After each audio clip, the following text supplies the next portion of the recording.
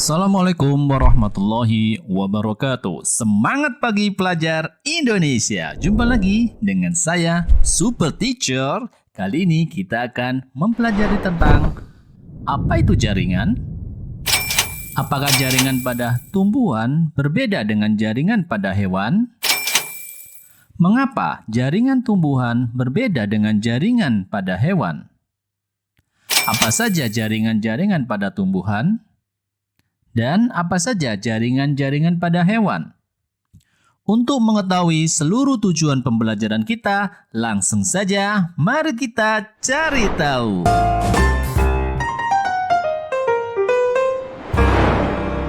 Masih ingatkah apa itu jaringan pada pembelajaran kemarin? Alhamdulillah, kalian luar biasa, tepat sekali.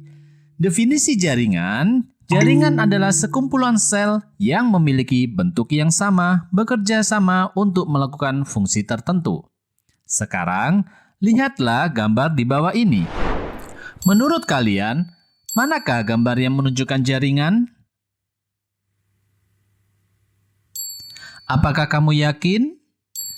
Alhamdulillah, luar biasa, tepat sekali. Berarti kalian sudah paham tentang apa itu jaringan pada organisasi kehidupan makhluk hidup.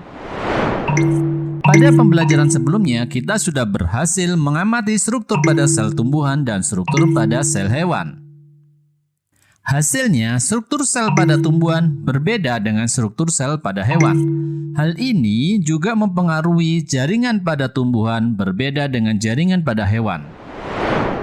Lalu, jika berbeda, jaringan-jaringan apa saja yang ada pada tumbuhan dan jaringan-jaringan apa saja yang ada pada hewan? Mari kita simak penjelasan berikut ini. Jaringan pada tumbuhan terdiri atas 1. Jaringan meristem. Jaringan ini terletak di permukaan organ tumbuhan, akar, batang, atau daun. Yang kedua, jaringan parenkim. Jaringan ini merupakan penyusun sebagian besar organ pada tumbuhan. Yang ketiga, jaringan penguat. Jaringan ini tersusun atas kolenkim dan sklerenkim. Ingin tahu apa itu kolenkim dan sklerenkim? Nah, contohnya untuk sklerenkim ini banyak ditemukan di batok kelapa. Oleh sebab itu, batok kelapa terasa keras. Dan yang keempat, jaringan pengangkut. Jaringan ini terdiri atas xilem untuk mengangkut air dari akar sampai ke atas dan floem untuk mengangkut hasil fotosintesis, kemudian diedarkan ke seluruh bagian tumbuhan itu sendiri. Seperti biasanya, kita memiliki trik belajar cerdas. Kita singkat keseluruhan jaringan pada tumbuhan dengan kalimat mis, kim, kong, angkut. Mis adalah epidermis, kim adalah parenkim, kong adalah penguat atau penyokong, dan angkut adalah pengangkut. Sedangkan jaringan pada hewan terdiri atas, yang pertama, jaringan epitel, terletak pada kulit, saluran pernafasan, pembuluh darah, dan rongga perut.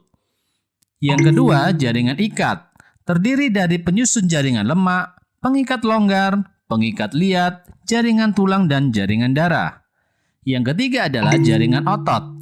Jaringan ini terdiri atas otot polos, otot rangka atau otot lurik yang melekat pada tulang, dan otot jantung. Dan yang keempat, jaringan saraf. Jaringan ini tersusun atas sel-sel saraf atau neuron.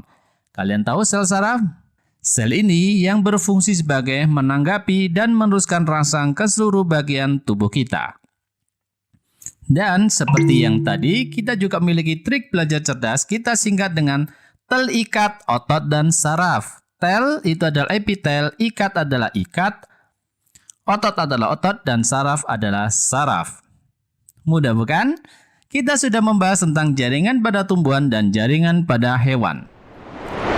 Dan saya yakin kalian bisa memahaminya dengan cepat.